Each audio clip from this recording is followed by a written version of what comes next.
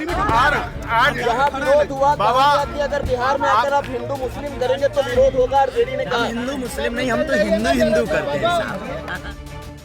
जो उनका विचारधारा है वो जालीदार टोपी और गमछा ओढ़ करके दुआ मांगने इफ्तार में जाते हैं, फुलवारी शरीफ जाते हैं, मजारों पर जाते हैं, लेकिन इतना नजदीक तरेत धाम पर ये कथा वाचन हो रहा है, लेकिन उनको समय नहीं है। वो वोट बैंक की राजनीति करते हैं, तुष्टिकरण की राजनीति करते हैं। हिंदुओं का वोट जात के नाम पर ले लो, मुसलमानों का थोक वोट प्राप्त कर लो, इसलिए वो कह रहे हैं हिंदू राष्ट्र तो ये है। स्वाभाविक है, देश चलेगा संविधान से। माननीय मुख्यमंत्री जी ने कहा कि डॉक्टर भीमराव अंबेडकर ने जो संविधान बनाया है उसमें कहा कोई कह सकता है ये, इसकी इजाजत कौन देता है? हाँ, धार्मिक प्रवचन में राजनीतिक कूट देने के लिए लोग आनंद ले सकते हैं, लेकिन पार्लियामेंट के अंदर में जो संविधान पार्लियामेंट से चलता है और शपथ लेते हैं हम कि हम धर्म जाति से ऊपर उठकर काम करेंगे, ये शपथ लेते हैं सदन के अंदर में, तो ये तो हमारी एक प्रक्रिया है। अब लोग अपने आप से हिंदू राष्ट्र की बात, ये राष्ट्रीय स्वयंसेवक संघ जो लाठी वाला है, ये 100 वर्ष से कवायद कर रहा है, 100 वर्ष से लगभग, कि हिंदू राष्ट्र बन जाए। बिहार में बाबा बागेश्वर पर घमासान।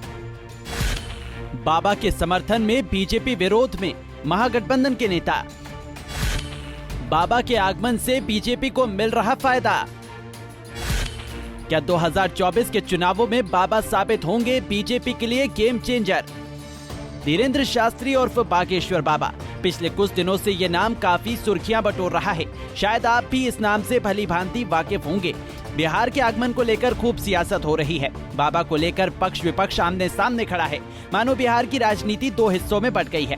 लेकिन यहाँ बड़ा सवाल ये उठता है कि धीरेन्द्र शास्त्री को लेकर बिहार की राजनीति इतनी गर्म क्यों हो रही है और बाबा के आगमन से बीजेपी को क्या फायदा होगा?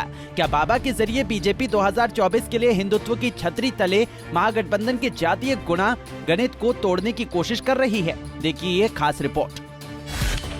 2 हिस्सों में बटी बिहार की राजनीति। बिहार में जब बाबा बागेश्वर का आगमन हुआ तब बिहार बीजेपी के दिग्गज नेता खुद उनके स्वागत के लिए आए। बीजेपी सांसद मनोज तिवारी खुद उनके गाड़ी में बैठाकर ड्राइव करते हुए होटल तक ले गए। धीरेन्द्र शास्त्री जब मंच पर पहुंचे तो बीजेपी के नेता उनकी आरती उतारते हुए नजर आए।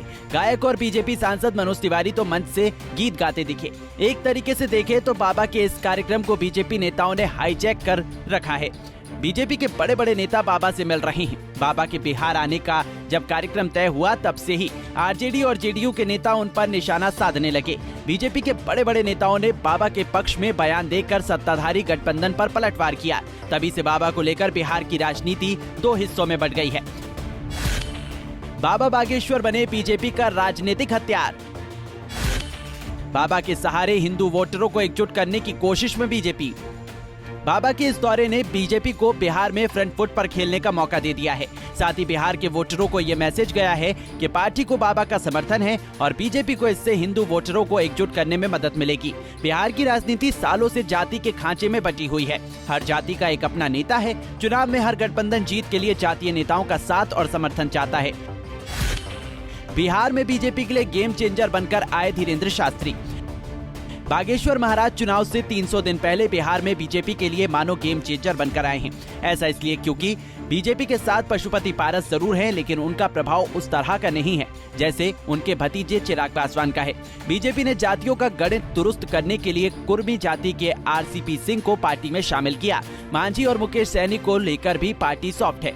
लेकिन इतना सब होने के बाद भी पार्टी की स्थिति जातियों के गणित पर मजबूत नहीं है। ऐसे में अगर बाबा के सहारे बीजेपी हिंदू वोटरों को अपने पालने में करने के लिए कामयाब हो जाती है तो यहाँ बीजेपी के लिए गेम चेंजर साबित होगा। बाबा के भक्तों की भीड़ में अपना सियासी भविष्य देख रही बीजेपी। हिंदुत्व के नाम पर वोटर हो सकता है एकजुट। क्या टूट सकता है जाति का बंधन? बाबा जिस तरह से अपने प्रवचनों में हिंदू राष्ट्र की बात करते हैं, हिंदुत्व का झंडा बुलंद करते हैं, ऐसे में अगर इन नारों के जरिए बाबा ने बीजेपी के पक्ष में वोटरों को एकजुट कर दिया तो फिर जाति का बंधन टूट सकता है और हिंदुत्व के नाम पर वोटर एकजुट हो सकता है। कहीं न कहीं बीजेपी के नेताओं का भी यही प्लान हो सकता है। बीजेपी नेता बाबा के मंच पर जाकर शीश झुका रहे हैं और बाबा के भक्तों की भीड़ में अपना सियासी भविष्य देख रहे हैं। विरोधियों को खटक रहा बाबा का ये रूप। बाबा के द्वारा एक बार हिंदू राष्ट्र की मांग करना जहां एक तरफ कहीं न कहीं बीजेपी के लिए फायदेमंद है, तो वहीं दूसरी तरफ बीजेपी के विरोधियों को बाबा का ये रूप उखड़ रहा है।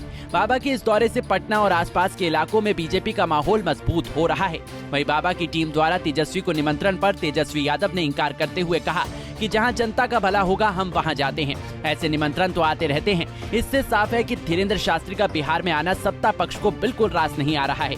इसका एक कारण ये भी है कि बाबा बार बार अपने बयानों में हिंदू राष्ट्र की बात करते हैं। वहीं महागठबंधन ये दावा करती है कि वो सभी धर्मों को एक साथ लेकर चलने वाली पार्टी है।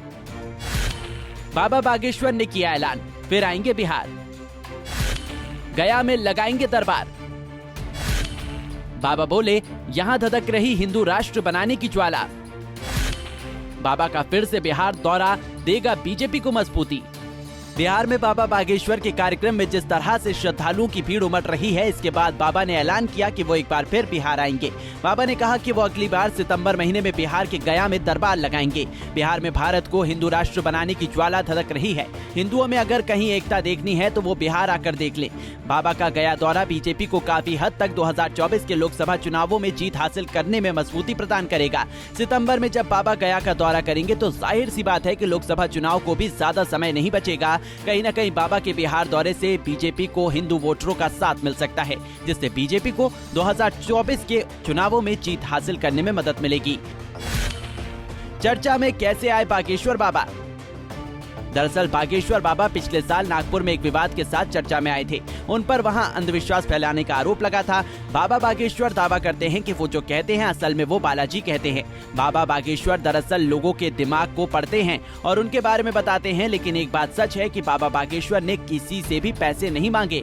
उनको लोगों ने जो दिया खुद दिया। मध्य प्रदेश के सीएम शिवराज सिंह चौहान समेत कई नेता बागेश्वर बाबा के दरबार में आते रहे हैं, जिससे मीडिया और राजनीति ने बागेश्वर बाबा को मशहूर बनाने में बड़ी भूमिका निभाई है।